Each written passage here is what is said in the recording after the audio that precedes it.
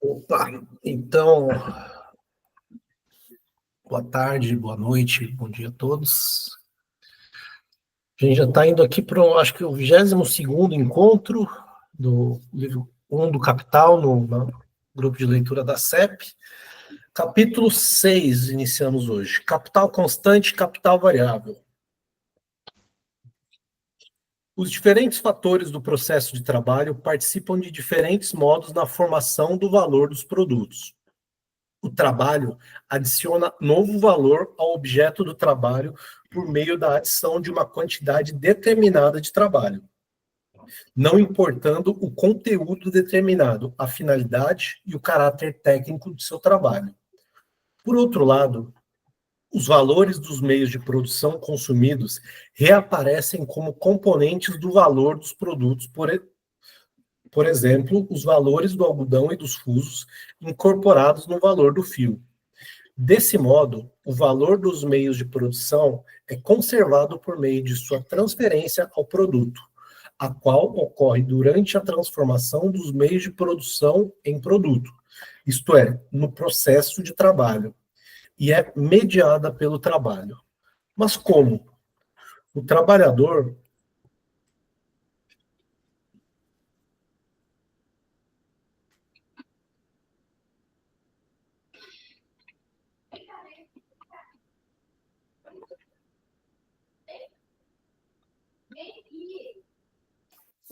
Desculpe a interrupção. Vamos lá, segundo parágrafo, terceiro parágrafo.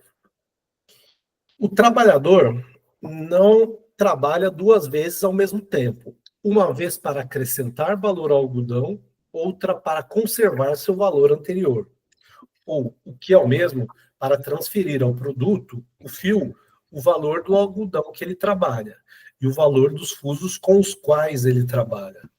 Pelo contrário, é pelo mero acréscimo de novo valor que ele conserva o valor anterior. Mas como a adição de novo valor ao objeto de trabalho e a conservação dos valores anteriores incorporados no produto são dois resultados completamente distintos que o trabalhador atinge ao mesmo tempo, durante o qual ele trabalha, no entanto, uma única vez conclui-se que essa duplicidade do resultado só pode ser explicada pela duplicidade de seu próprio trabalho. Um lado do trabalho tem de criar valor ao mesmo tempo que seu outro lado tem de conservar ou transferir valor. De que maneira cada trabalhador adiciona tempo de trabalho e, consequentemente, valor? Evidentemente, apenas na forma de seu modo peculiar de trabalho produtivo. O fiandeiro só adiciona tempo de trabalho quando fia, o tecelão quando tece, o ferreiro quando forja. É, portanto, por meio de uma forma determinada da adição de trabalho e de valor novo, isto é, por meio da fiação, da tecelagem, da forjadura, etc., que os meios de produção, o algodão e o fuso, o fio e a máquina de fiar, o ferro e a bigorna, se tornam elementos formadores de um produto, um novo valor de uso. Aqui, nota 20. Às vezes acontece esses bugs aqui no link aqui da... Pior que não tem outra nota para buscar aqui. Bom, depois a gente tenta retomar essa nota aqui. A antiga forma de seu valor de uso desaparece, mas apenas para reaparecer numa nova forma.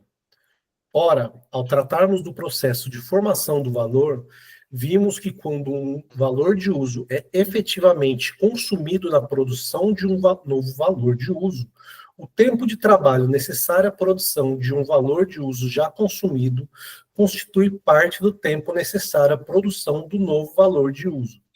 E é, portanto, o tempo de trabalho transferido ao novo produto pelo meio de produção consumido. Assim, se o trabalhador conserva os valores dos meios de produção consumidos ou os transfere ao produto como seus componentes de valor, ele não o faz por meio da adição de trabalho em geral, mas por meio do caráter particularmente útil desse trabalho adicional, por meio de sua específica forma produtiva.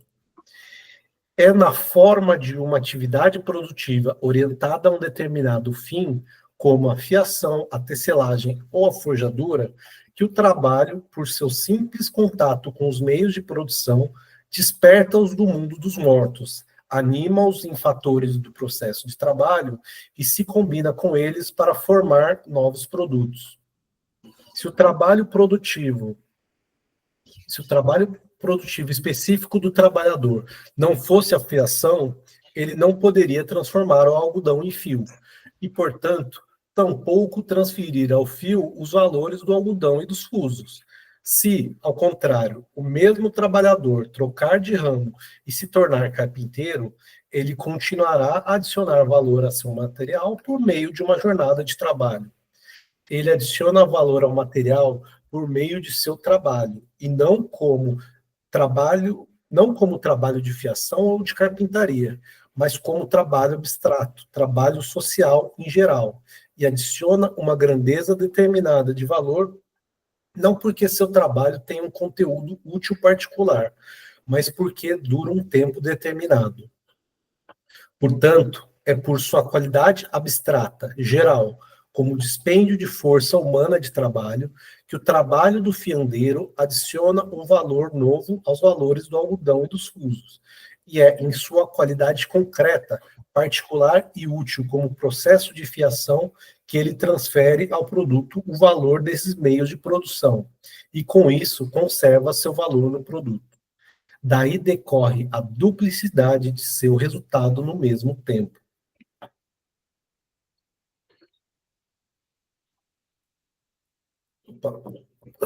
Desculpa, travou aqui a minha.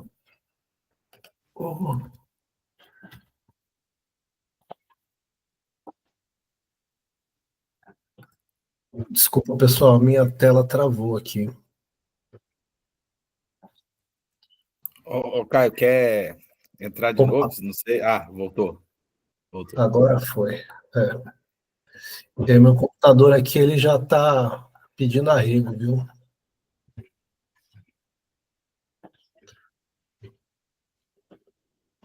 Por meio da adição meramente quantitativa de trabalho, um valor novo é adicionado.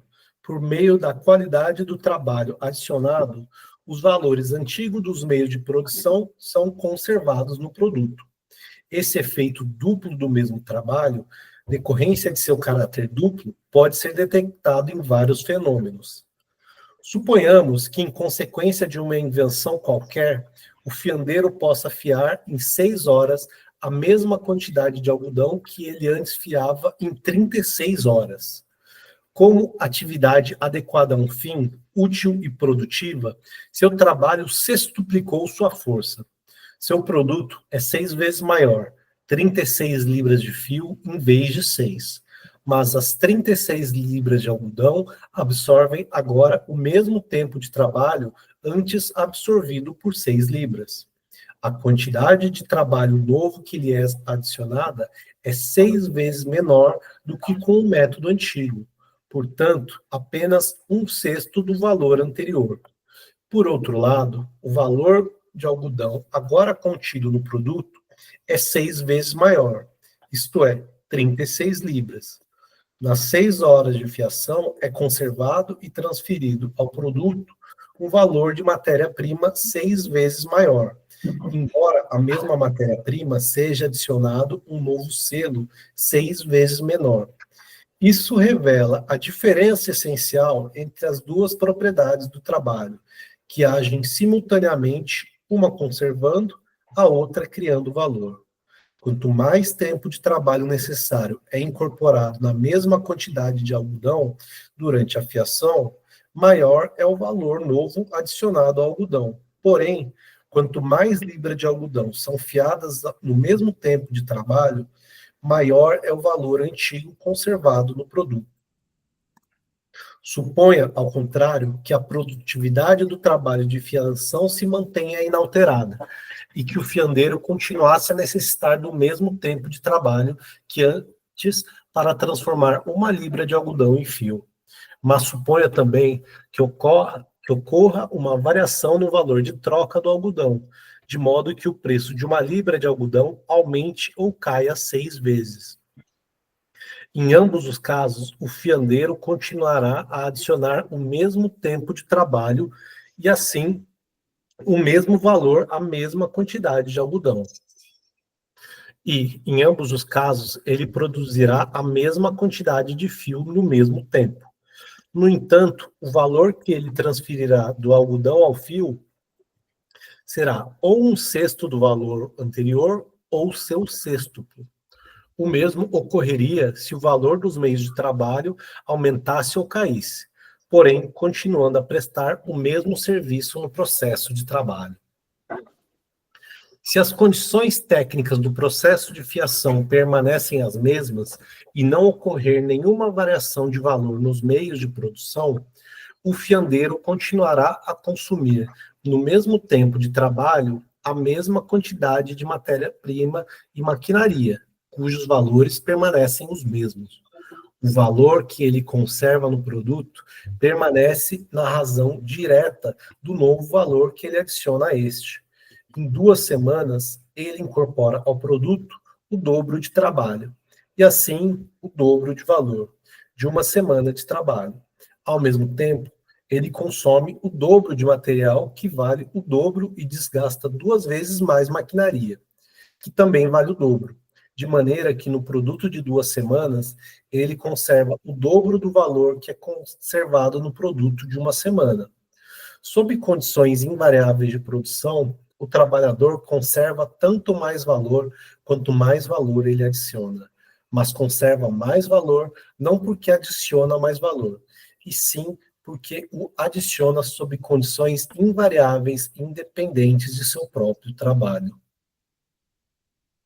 Em certo sentido, pode-se dizer que o trabalhador sempre conserva valores anteriores na mesma proporção em que adiciona novo valor.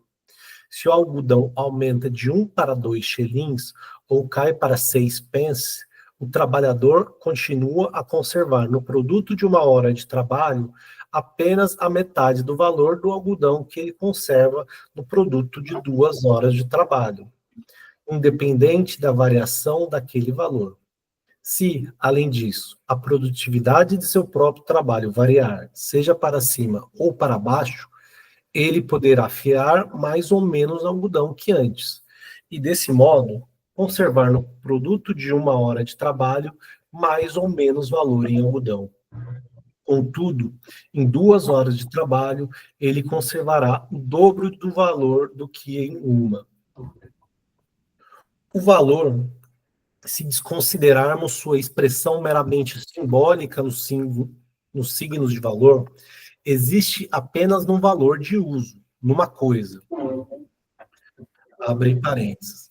O próprio homem, considerado como mera existência de força de trabalho, é um objeto natural, uma coisa, embora uma coisa viva, autoconsciente, sendo o próprio trabalho a exteriorização material dessa força.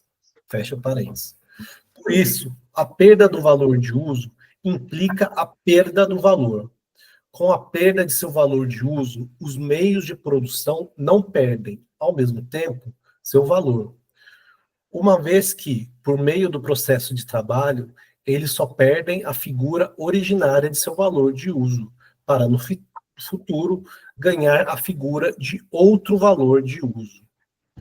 Mas, do mesmo modo que para o valor é importante que ele exista num valor de uso qualquer, também lhe é indiferente em qual valor determinado ele existe, como fica evidente na metamorfose das mercadorias. Disso se segue que, no processo de trabalho, o valor do meio de produção só se transfere ao produto, na medida em que o meio de produção perde, juntamente com seu valor de uso independente, também seu valor. Ele só cede ao produto o valor que perde como meio de produção. A esse respeito, porém, nem todos os fatores objetivos do processo de trabalho se comportam do mesmo modo. O carvão, que serve de combustível para a máquina, desaparece sem deixar rastros, do mesmo modo que o óleo usado na lubrificação da engrenagem. As tintas e outras matérias auxiliares também se consomem, porém, reaparecem como propriedades do produto. A matéria-prima constitui a substância do produto, mas sua forma foi modificada.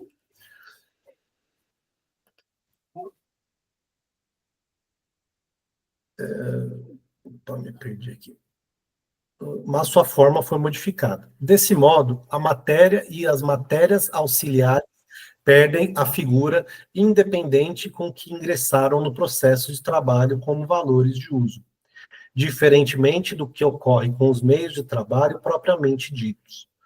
Uma ferramenta, uma máquina, o edifício de uma fábrica, um barril, etc., servem no processo de trabalho apenas na medida em que conservam sua configuração original, podendo entrar amanhã no processo de trabalho com a mesma forma com que entraram ontem. Depois de sua morte, os meios de trabalho conservam sua figura independente em relação ao produto, tanto quanto a conservavam durante sua vida, isto é, ao longo do processo de trabalho. Os cadáveres das máquinas, ferramentas, edifícios industriais, etc., continuam a existir separados dos produtos que eles mesmos ajudaram a criar.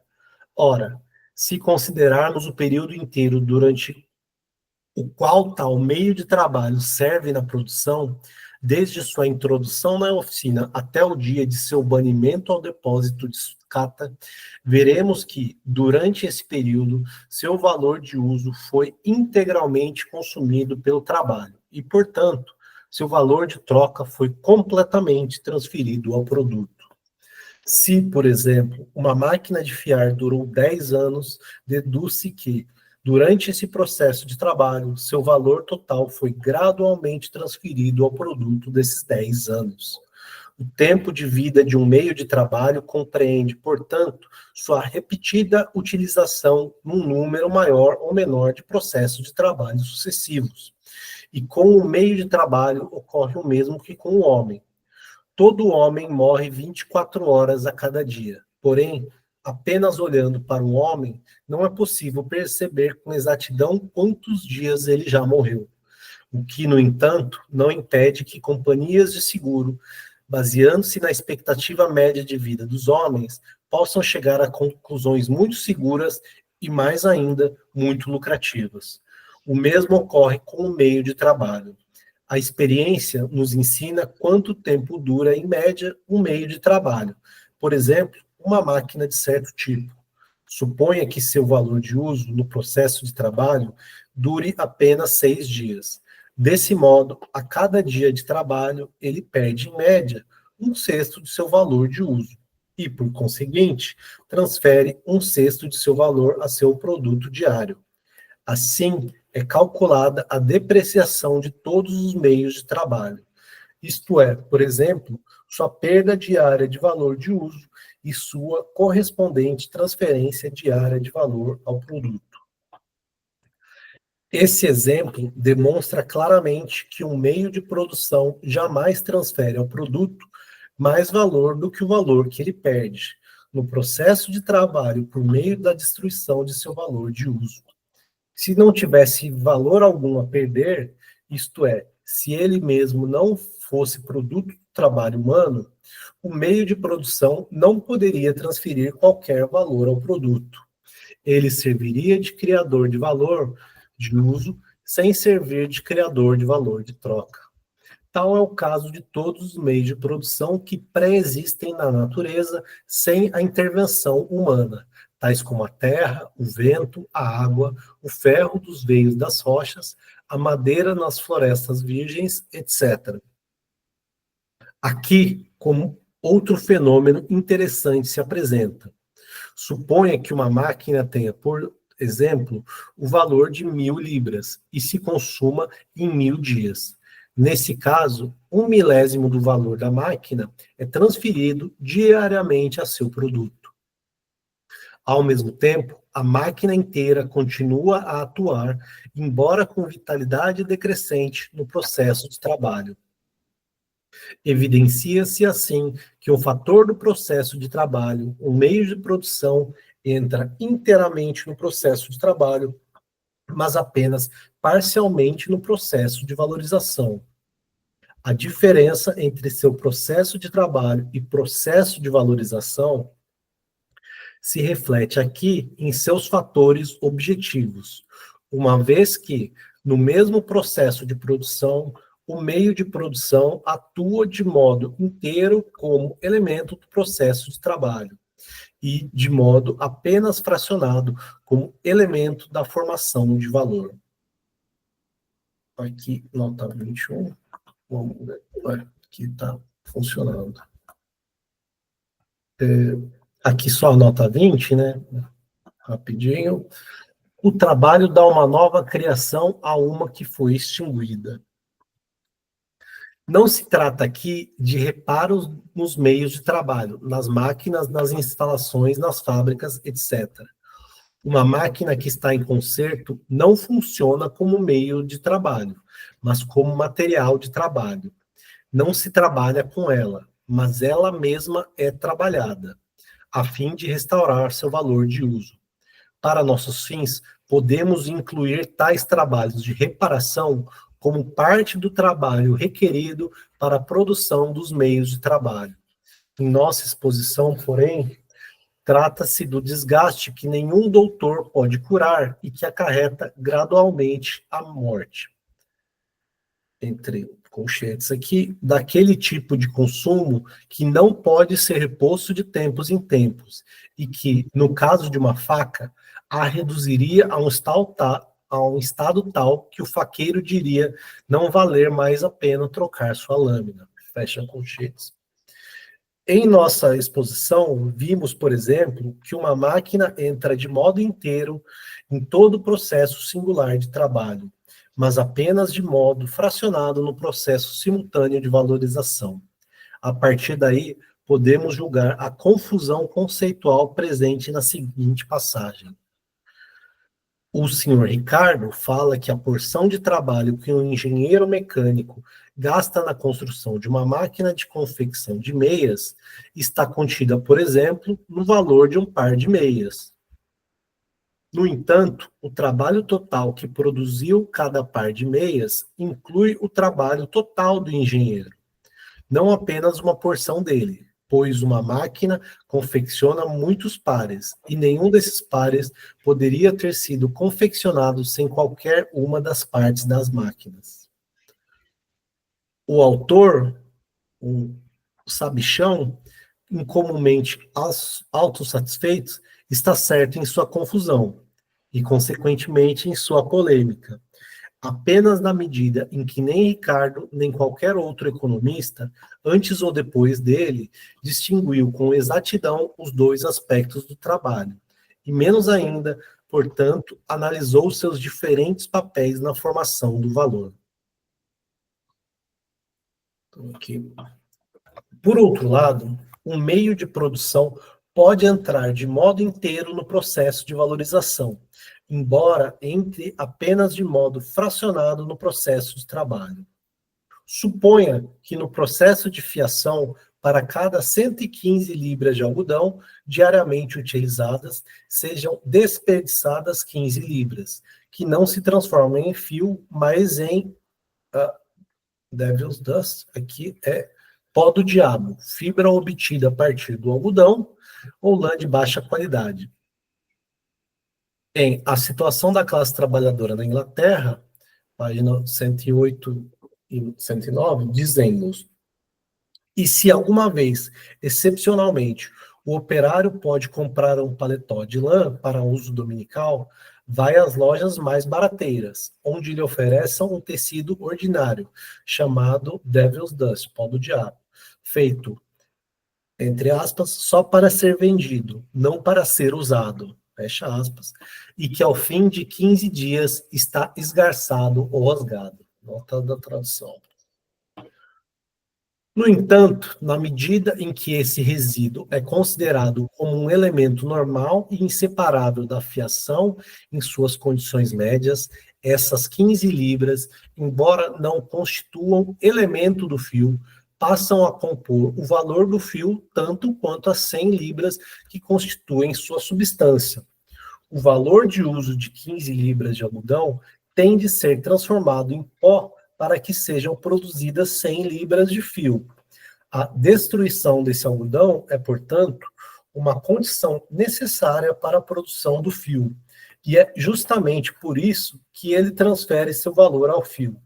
Isso vale para todos os detritos do processo de trabalho, ao menos na medida em que tais detritos não constituem novos meios de produção e, por conseguinte, valores de uso novos independentes. Tal uso de detritos pode ser observado nas grandes fábricas de máquinas de Manchester, onde montanhas de resíduo de ferros, reduzidas a pequenas lascas por máquinas ciclópicas, à noite são transportados em grandes vagões até o forno de fundição e no dia seguinte retornam à fábrica como barras maciças de ferro. Os meios de produção só transferem valor à nova figura do produto na medida em que, durante o processo de trabalho, perdem valor na figura de seus antigos valores de uso. O máximo de perda de valor que eles podem suportar no processo de trabalho é claramente limitado pela grandeza de valor original, com a qual ingressam no processo de trabalho, ou, em outras palavras, pelo tempo de trabalho requerido para sua própria produção. Por isso, os meios de produção jamais podem adicionar ao produto um valor maior do que o que eles mesmos possuem, independentemente do processo de trabalho no qual tomam parte. Por mais útil que possa ser um material de trabalho, uma máquina, um meio de produção, custe ele 150 libras, ou digamos, 500 jornadas de trabalho, ele jamais poderá adicionar ao produto total mais do que 150 libras. Seu valor é determinado não pelo processo de trabalho no qual ele entra como meio de produção, mas pelo processo de trabalho do qual ele resulta como produto. No processo de trabalho, ele serve apenas como valor de uso, como coisa dotada de propriedades úteis que não poderia transferir nenhum valor ao produto, se já não possuísse valor antes de sua entrada no processo. Nota 22.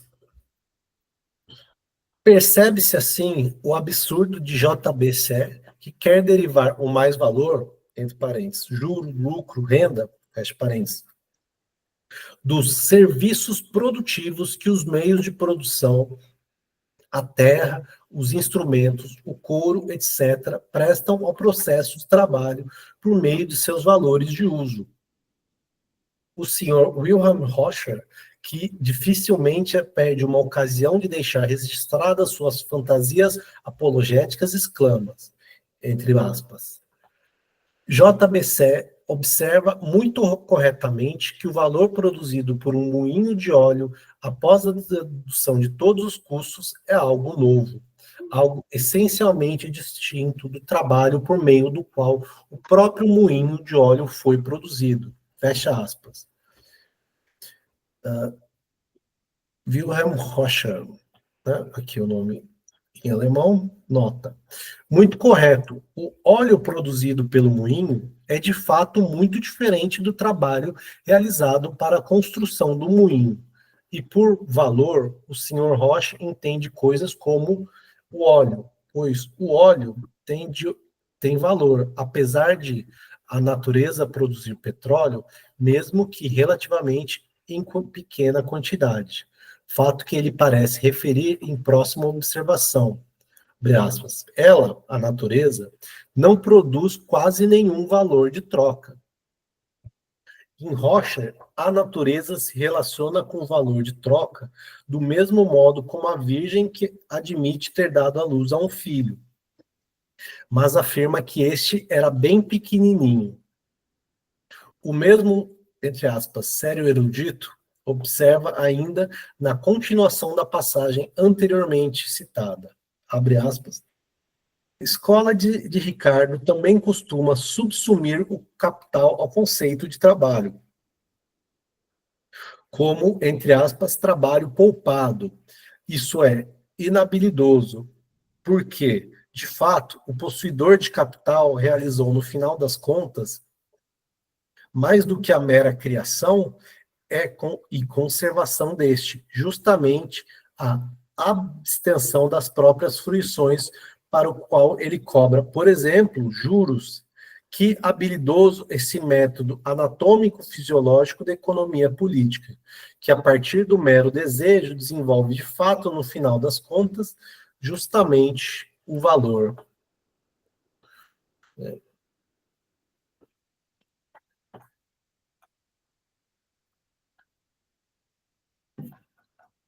Fala, Ian.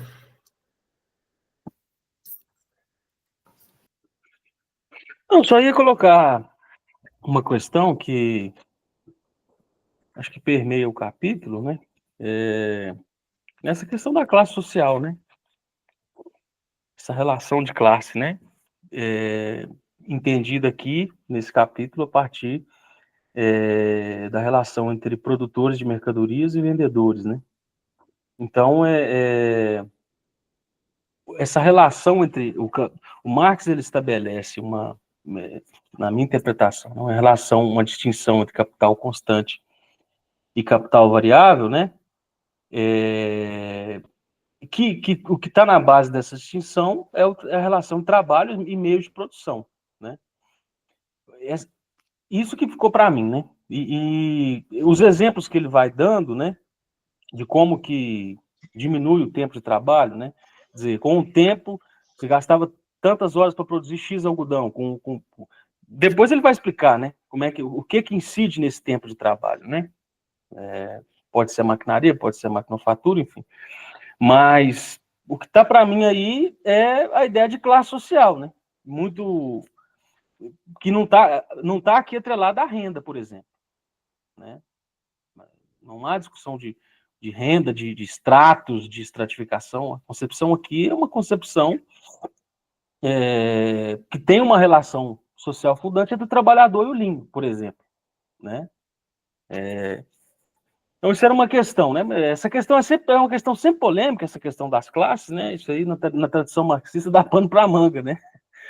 E a outra questão que acho que também que ele reforça, que ele já tinha colocado os textos mais para trás, né? Que a natureza não produz valor, né? Isso é uma outra questão que ele retoma aqui, né? Quer dizer, ele não desconsidera a natureza, né? Você vê que ele fala, né? Tem uma nota aqui que ele até fala da agricultura e por aí vai, mas ele deixa claro, né? Que a natureza não produz valor, né? Acho que isso também é um outro ponto importante, assim, só levantando a bola. É verdade, e inclusive está no seio de algumas polêmicas contemporâneas, né? Tem uma acusação que Marx desconsidera a natureza enquanto a produtora de valores, né? Que a natureza também é explorada, né? Uma turma que apareceu aí e tal. A natureza, ela produz valores de uso, não valor, que é uma categoria social, não é? Também tem uma discussão sobre as máquinas, tem até uma nota do Robert, recente, que é sobre isso, né? Perguntaram para a inteligência artificial qual é o problema da teoria do valor do Marx.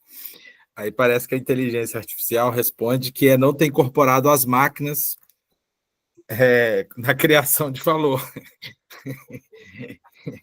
E aí o Robert vai e responde, tal, faz toda uma nota explicando essa questão, porque aqui está muito claro, né? As máquinas transferem seu valor ao serem desgastadas no processo, né? E não produzem valor, assim como a natureza também não produz valor. E aqueles componentes naturais que não têm trabalho, nem transferir valor eles transferem, né? Dá os exemplos aí, ó. O ar, o vento, tal, né? Vamos dizer assim, a madeira de uma terra virgem, que vai ser incorporado ali, talvez, a um processo de precificação, mas não de valorização. Parece que essa distinção, né, entre trabalho, entre capital variável e constante, me parece uma distinção fundamental. Isso é descoberta de Marx, tá? A economia clássica trabalha com a ideia de capital fixo e capital circulante, que Marx também vai utilizar lá no livro 2, livro 3 e tal, mas essa descoberta aqui, ela é chave para a teoria da mais-valia. Máquinas não produzem valor, né? E aí, claro, alguém pode perguntar, e como é que uma empresa que é automatizada tem se apropria produz valor e tal. Isso aí é uma discussão que está lá no livro 3, né, teoria da equalização, como é que quem tem uma composição orgânica se apropria do valor que é produzido em outro departamento. Mas isso é outra discussão. Mas me parece que aqui já está uma discussão importante, central aí, dessa distinção entre capital constante e capital variável, uma discussão central no Marx.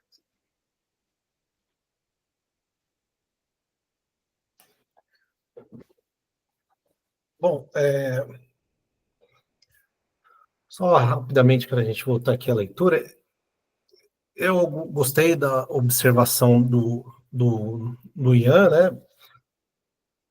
E realmente essa questão, o capital constante, o meio de produção e o trabalho vão estar na origem da classe social, e acho que Marx vai mostrar ao longo dos capítulos, e principalmente no capítulo que ele fala da acumulação primitiva, como que se dá o processo em que você separa o trabalhador do meio de produção, né? Mas aqui acho que é fundamental a gente ter a concepção de todos os passos lógicos e os conceitos aqui primordiais, né? O processo de produção, o processo de valorização.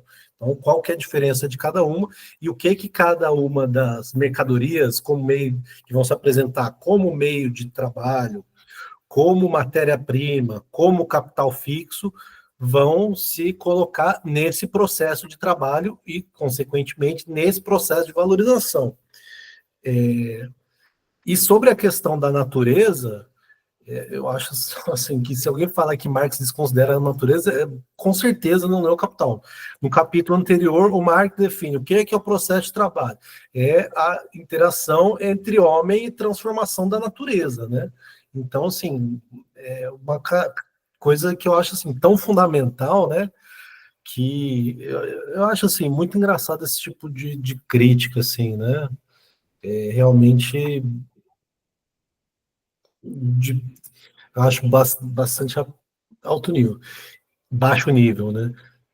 E só sobre a questão dessas fábricas que funcionam sozinhas e IAs e essas coisas, cara, eu até hoje não vi nenhuma fábrica que funciona sem trabalhador, nenhuma loja. Essa coisa da Amazon que fala que você passa no caixa sem você ver, depois descobriram lá que tem um monte de cara na Índia, no call center lá filmando, né, e fazendo na mão ali a cobrança das coisas. Então, assim, e mesmo se não funcionasse, tem um monte de engenheiro trabalhando para treinar e desenvolver esses softwares, assim. Então, valor sem trabalho, máquina autônoma, isso é só na ficção científica ainda, Matrix. Eu queria completar durante uma fase da minha vida, eu trabalhei com custos, né, industriais. Aí você vê uma coisa muito interessante no Marx, que ele fala, bom, ele já falou das máquinas, já falou das matérias-primas, mas ele vai um pouco mais fundo, ele fala das perdas do processo produtivo, né? Que ele chama do pó do diabo. Hein? Então, ele considera as perdas também. Se você vai fazer um bolo, dificilmente você vai usar completamente a farinha que você colocou no bolo. Uma parte vai ficar na pia mesmo. Vai ficar. E depois, se você limpar a panela, uma parte da massa vai ficar na panela. Quer dizer, vai ter perda. Em qualquer processo produtivo tem perda. E ele fala da perda. A outra coisa que ele fala, que é sutil, que são os materiais auxiliares de produção. Ele fala do óleo que vai lubrificar as engrenagens.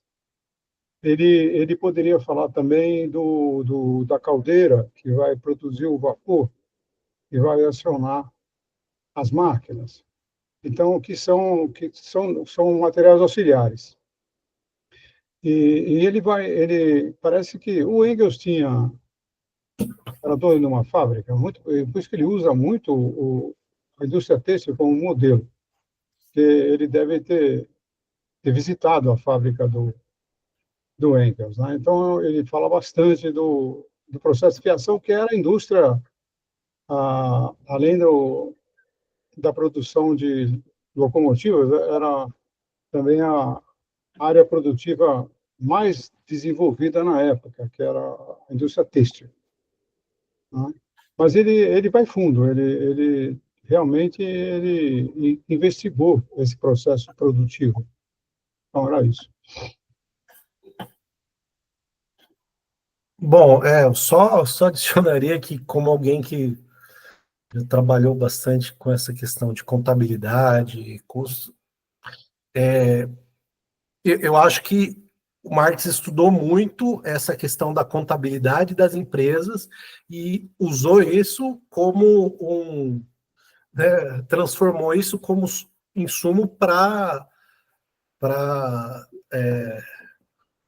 fazer uma teoria geral sobre isso, né, de questão de processo de trabalho. Porque até as nomenclaturas, capital constante, capital fixo, capital variável, processo de produção, etc., processo de valorização, tudo isso, muitos desses termos são termos da contabilidade, né? Então, Uma outra coisa que ele já está preparando o terreno para muito mais tarde, já no livro 3, acho que é do livro 3, se não me engano, falar do custo de produção, tá?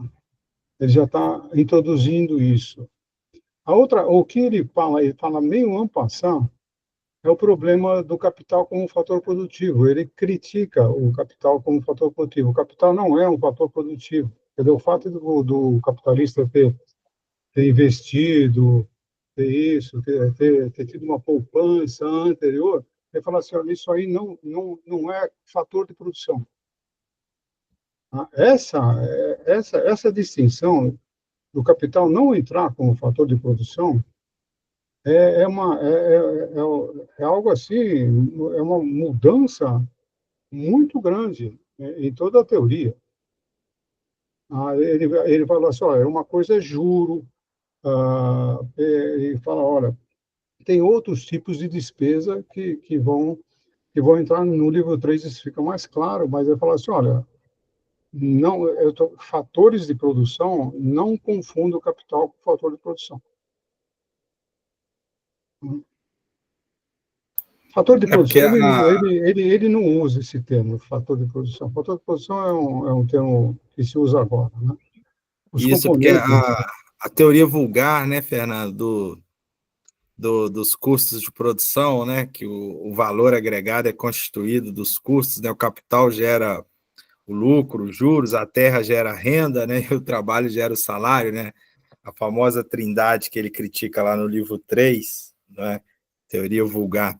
E sobre os custos, né, ele vai tratar no capítulo 5 do livro 3, mas aqui, de fato, já aparece antecipado alguns elementos, né, mas aqui ele já está justamente né, criticando o Roxer ali e o Sé, por ter essa teoria vulgar, né, de que o capital se remunera produzindo lucro, então o capital seria aí um fator de produção. E hoje essa, vamos dizer, é uma teoria muito comum aí, principalmente na economia neoclássica, né? O pessoal da contabilidade sempre estuda ali a teoria neoclássica ali da, da produtividade marginal, né, que você tem ali os fatores, faz aquele cálculo e tal, e tal, e tal. Aqui eu acho que tem todo um embasamento teórico para fazer uma crítica, né? Quem de fato está valorizando o capital é justamente as formas de rendimentos, elas são produzidas justamente pelo trabalho, né? Vai aparecer nessas rúbricas contábeis aí, lucro, juros, renda, essa coisa toda. Mas você tem razão aí. Acho que em nível de abstração diferente, tudo que vai ser tematizado lá na frente já comparece aqui em germe, né? Vai comparecendo e tal. Agora, uma coisa interessante, acho que vocês já, quando estudaram a economia, tem um tipo de custo que chama custo por absorção. Quer dizer, então, você vai vindo com o seu produto, quando ele muda de subprocesso, ele carrega todo o custo do processo anterior. E o Marx fala exatamente isso, né? É exatamente isso. Quer dizer, Então, dentro da produção, para você saber o custo do produto final, você tem que carregar todos os custos de todas as fases, todos os subprocessos produtivos até chegar no depósito de produto acabado. Então, você vai transferindo os custos, né? E na transferência do custo, você leva em consideração a depreciação do ativo imobilizado, leva o tempo de trabalho, né? Os materiais auxiliares e as matérias-primas que intervêm no subprocesso, é exatamente o que ele falou, né? Mas aí não entra o capital. O capital só vai entrar no final, a remuneração do capital. Então, até o depósito de produto acabado é exatamente o que ele falou, né?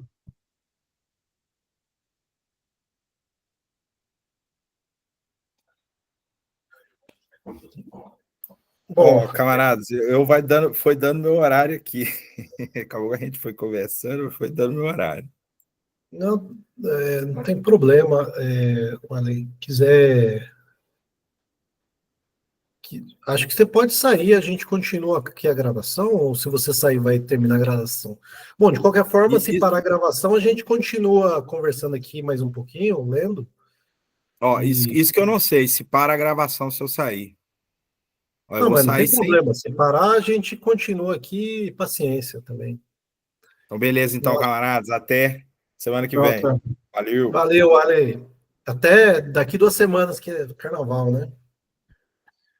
Bom, continua a gravação aqui. Eu vou dar mais uma lidinha aqui, mais um ponto, ou vocês querem comentar alguma outra, continuar a discussão? Não, bom, vou continuar lendo aqui. Então. Quando o trabalho produtivo transforma os meios de produção em elementos constitutivos de um novo produto, o valor desses meios de produção sofre uma metempsicose. Ele transmigra do corpo consumido ao novo corpo criado. Então, aqui é bom pegar um dicionário depois aqui, deixa eu até jogar essa palavra aqui no dicionário. Metempsicose é uma transformação por exemplo, tinha religiões que falavam que um dia você foi um rato e agora você foi um homem. Quer dizer, é uma mudança de natureza. Quer dizer, a metempsicose é você, olha, a nossa alma, né? Ela é imortal, ela pode ser reencarnada, mas não ser reencarnada numa outra pessoa, ela pode ser reencarnada num animal. Quer dizer, isso aí são das religiões antigas, hinduístas, etc. Chama metempsicose esse processo. Eu coloquei a definição aqui no chat, é mais bem isso mesmo. Eu acho que é apropriado aqui para o que ele está explicando, né? Ele transmigra do corpo consumido ao novo corpo criado. Mas essa metempsicose se dá como que por trás das costas do trabalho efetivo. O trabalhador não pode adicionar um novo trabalho, criar novo valor, sem conservar valores antigos, pois ele sempre tende a adicionar trabalho numa forma útil determinada, e não tem como adicioná-lo numa forma útil sem transformar os produtos em meios de produção de um novo produto, e desse modo transferir ao novo produto o valor desses meios de produção. A capacidade de conservar valor ao mesmo tempo que adiciona valor é um dom natural da força de trabalho em ação, do trabalho vivo. Um dom que não custa nada ao trabalhador, mas é muito rentável para o capitalista, na medida em que conserva o valor existente do capital. Enquanto o negócio vai bem, a atenção do capitalista está absorvida demais na criação de lucro para que ele perceba essa dádiva gratuita do trabalho. Apenas interrupções violentas do processo de trabalho, crises, tornam-no sensível a esse fato. aqui duas notinhas. Ó, de todos os instrumentos do negócio agrícola, o trabalho do homem é o principal fator em que o agricultor deve se basear para a reposição de seu capital. Os outros dois fatores, o gado e os carros, arados, enxadas, etc., não são absolutamente nada sem uma dada porção do primeiro. Edmund Burke. Nota 23. No Times de 26 de novembro de 1862, um fabricante cuja fábrica de fiação emprega 800 trabalhadores e consome semanalmente, em média, 150 fardos de algodão das Índias Orientais, ou cerca de 130 fardos de algodão americano, vem a público reclamar dos custos anuais de sua fábrica quando esta não está produzindo. Ele estima esses custos em 6 mil libras anuais. Entre esses gastos encontram-se muitos itens que não nos concernem aqui, como renda fundiária, impostos, taxas de seguros, salários pagos aos trabalhadores fixos, ao gerente, ao contador, ao engenheiro, etc.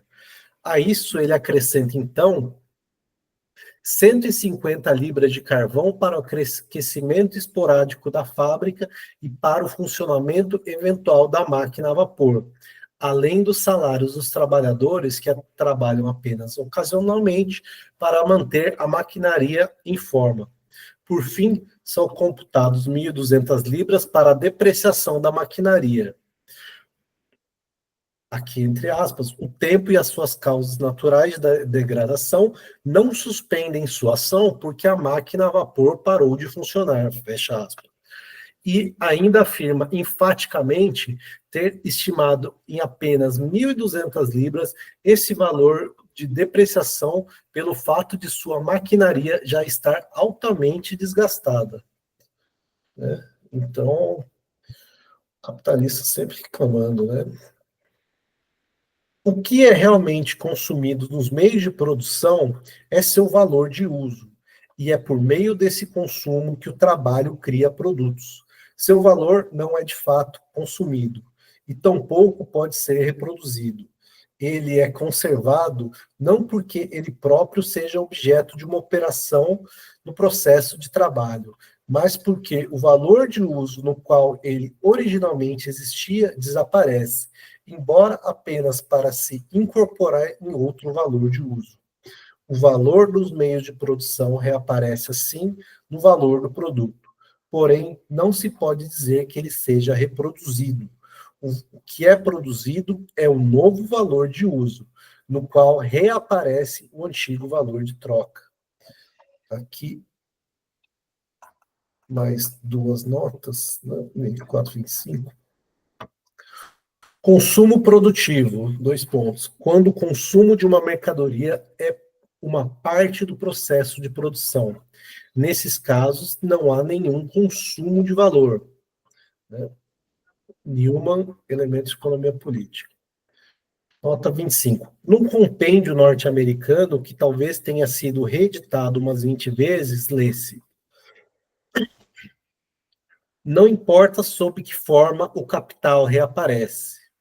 Depois de uma prolixa enumeração de todos os ingredientes possíveis da produção cujos valores reaparecem no produto, a passagem conclui que, abre aspas, os vários tipos de alimentos, roupas e habitação necessários à existência e ao conforto do ser humano também se modificam. Eles são consumidos de tempos em tempos, e seu valor reaparece naquele vigor renovado que conferem ao corpo e à mente de quem os consome, formando assim capital novo a ser novamente empregado no trabalho produtivo. Fecha aspas, Wayland. Abstraindo-se de todas as outras extravagâncias, basta observar que o que reaparece na força renovada não é o preço do pão, mas suas substâncias formadoras do sangue. O que, ao contrário, reaparece como valor dessa força não é o conjunto dos meios de subsistência, mas seu valor. Os mesmos meios de subsistência, se custassem apenas a metade, produziriam a mesma quantidade de músculos, ossos, etc. Em suma, a mesma força, porém não de mesmo valor.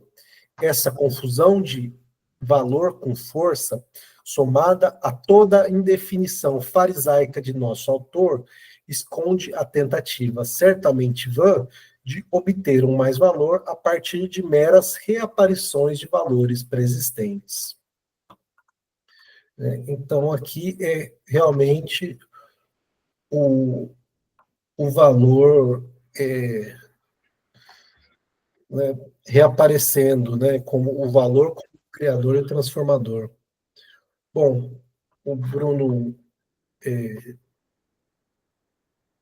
saiu aqui. Deixa eu ver se a gente ainda tem um bom trecho aqui para ler.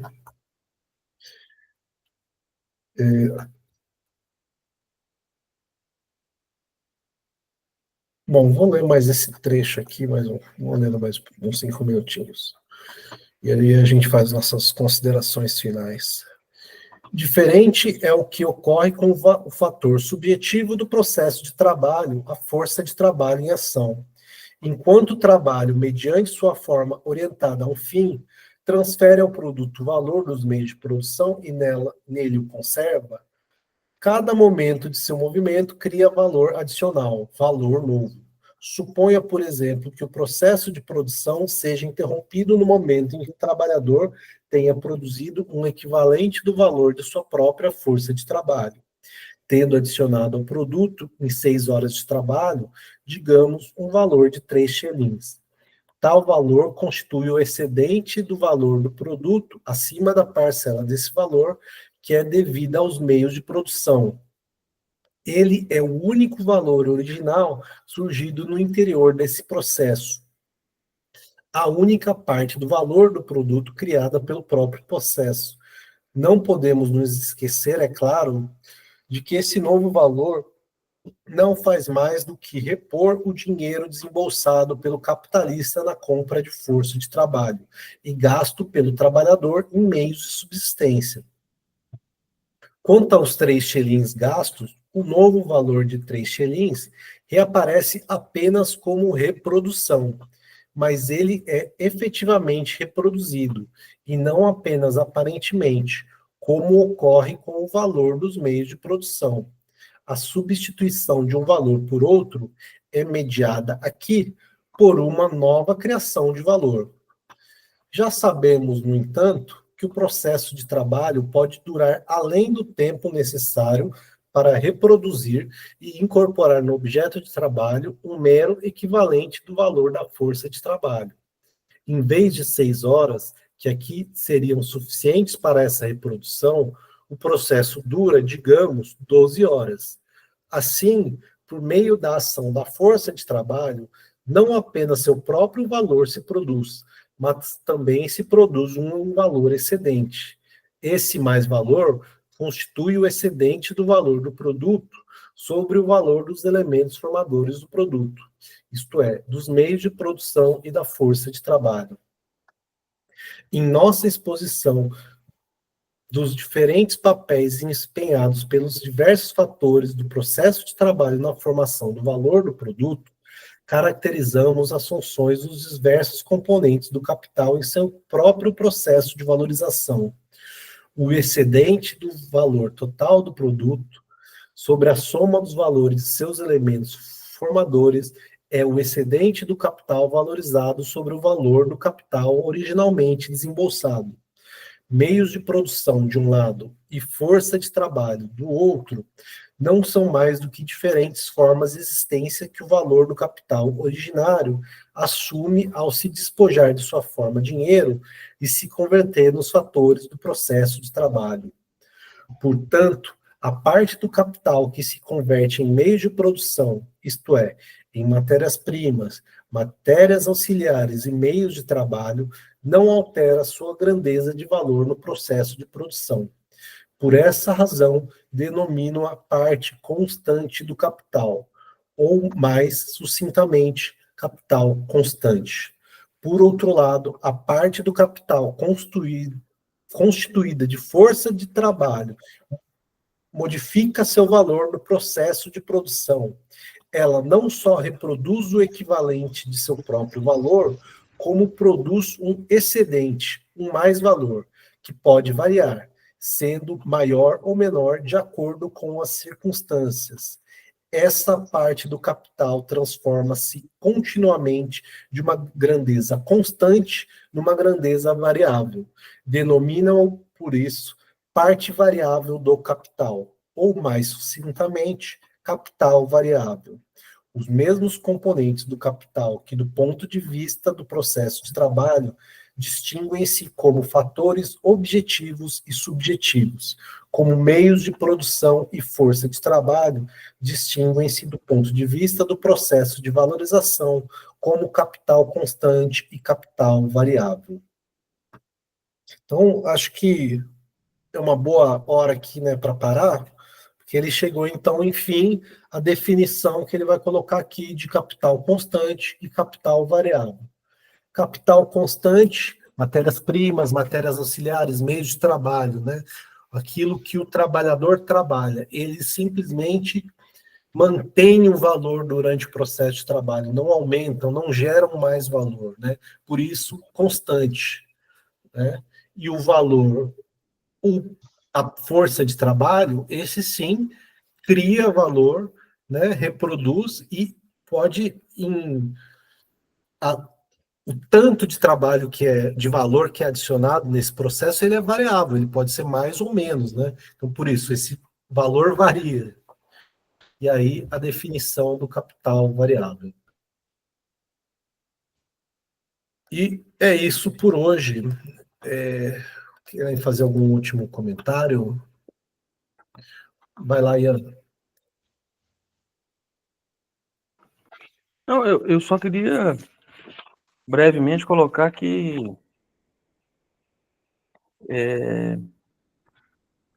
de forma resumida, né?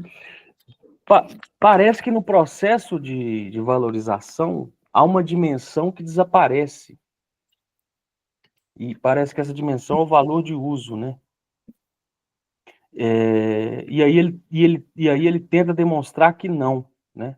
É como se na valorização a força de trabalho ela não aparecesse mais na constituição do valor. Eu fiquei pensando isso, né? Como se ela fosse externa a ele, né? Mas aí ele vai demonstrar que ela está participando, né? Por exemplo, o que a gente está vivendo agora com o café, né? É uma coisa que está sendo discutida, né? Quando você vai tentar explicar o que está acontecendo com o café, você tem várias explicações, né? Desde aqueles que vão se vincular à questão mais da cultura do café, do clima que mudou, enfim, né? Mas nessa discussão também parece que o trabalho não aparece, né? Não sei se deu para entender. Eu não sei se eu peguei exatamente a essência, mas tem uma coisa que é... porque eu quis dizer assim, parece que a aparência do fenômeno, que é real, né? Uma coisa é como o fenômeno ele aparece, né? E outra coisa é como ele está na sua essência. Na aparência do fenômeno, parece que a produção não participa da produção do valor, né? Mas ela está ali, né? É isso que eu fiquei pensando aqui.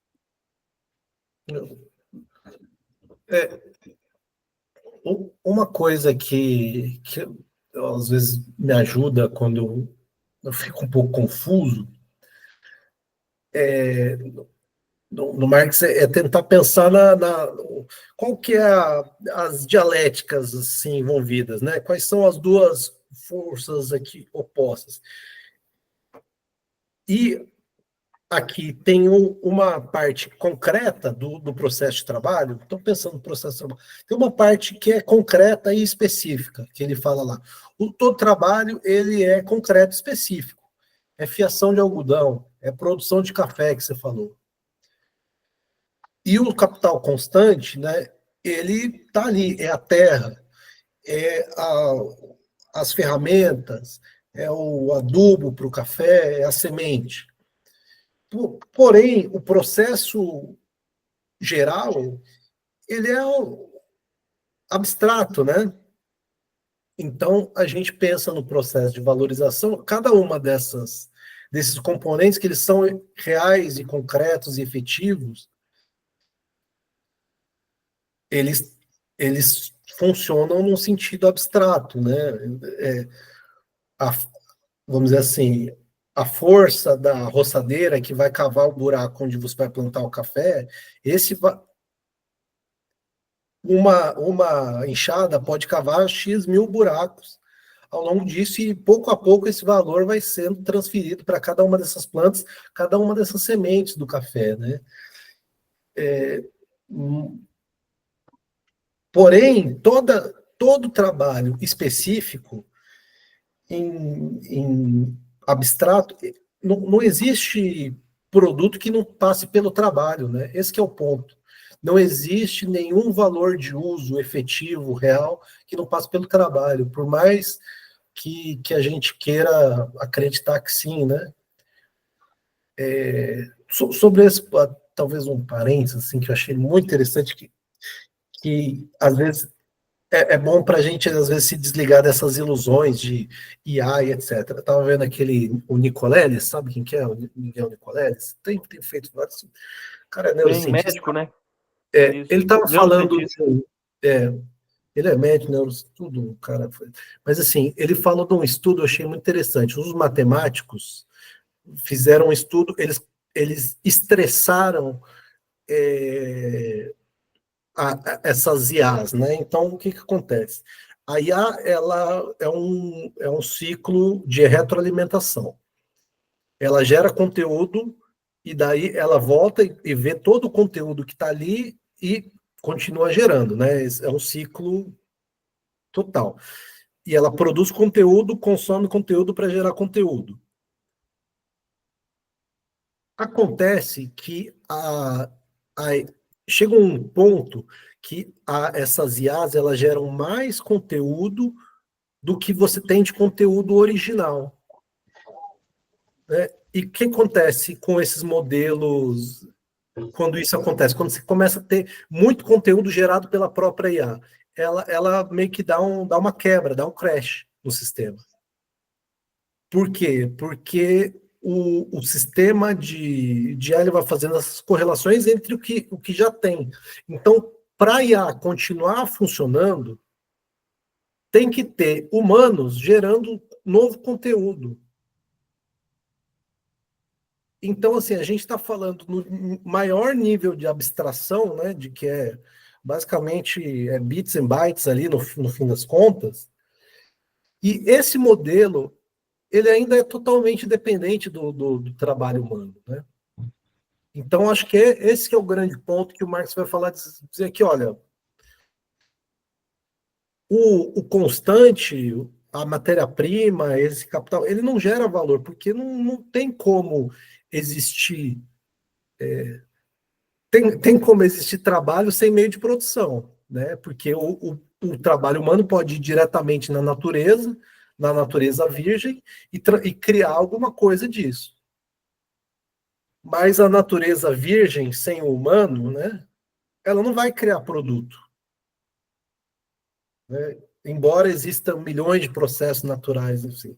Então, eu acho que esse é o grande argumento aqui desse capítulo, né? Não sei se conversa tanto com o que você estava dizendo. O apagamento do trabalho, quando você olha a mercadoria, é a base do fetichismo da mercadoria. Isso. É o apagamento do trabalho. Você não vê na mercadoria o trabalho que foi incluído, né? Você apenas vê a parte material. Você vê um carro, você olha o farol, você não olha o processo de montagem. Você não, a fabricação das peças, você não consegue. Então, tem um apagamento do trabalho humano. Não, muito bem lembrado, né? Eu acho que essa parte do feitiço é essencial nisso, porque ele vai mostrar como que uma mercadoria se confronta pela outra. O que que elas têm em comum? Fruto do trabalho, né? Porque na natureza não existe troca, né? Por exemplo, a Bélgica, por exemplo, tem um chocolate muito famoso, só que eles não produzem cacau. Agora, se você vai falar com um belga, ele fica orgulhoso de produzir um chocolate de primeira linha. Então, tem um apagamento de toda a produção de cacau que vem lá da África, né? Basicamente da África. Ninguém considera, né? E eles não produzem cacau e se ufanam de ter o melhor chocolate do mundo. É o exemplo mais clássico que eu vejo do apagamento do trabalho. Dizendo aqui que morando aqui na Europa, a gente vê isso, que é o café italiano, né? É? O café italiano, que é o sinônimo de qualidade, é o chocolate, às vezes eles brigam, né? O belga, é o, é o Suíço. suíço, é o alemão, também gosta de falar. Então, assim, o fetichismo, ele tá o tempo todo, né? É um dos meus conceitos, assim, favoritos, né? Do Marx, é o fetichismo e alienação, assim, eu acho que pensar nisso, você começa, eu acho que é uma boa alavanca usar esse conceito no seu dia a dia para você ver o que está por trás das coisas, né? Você se distanciando do seu trabalho, do fruto do seu trabalho e escondendo, né, as relações que estão por trás, assim. Bom, acho que é isso, né? Ficamos por aqui. Tá O bom. Arley falou semana que vem, mas semana que vem é carnaval. É meu aniversário também, eu vou estar viajando. Mas Então, está fazendo quanto? 38? 35? Quanto? 38, acertou. 38. Oh, É, uma bela idade. É muito jovem, né? é. Mas na Alemanha tem carnaval, que nem aqui? Tem em Colônia, dizem que é relativamente bom, mas a gente está saindo do inverno ainda. Então, né? Olha, eu diria assim, ninguém sabe fazer uma comemoração como um brasileiro. Tipo, principalmente se for grandes números, assim, né, de coisas públicas na rua, e show, e festa, e isso é uma das coisas que eu mais sinto falta do Brasil, assim, Mas seja aqui um mesmo, jantar entre amigos até a festa na cidade. mas mesmo aqui eu moro em São Paulo, né? Então, aqui perto de casa, eles fecham a rua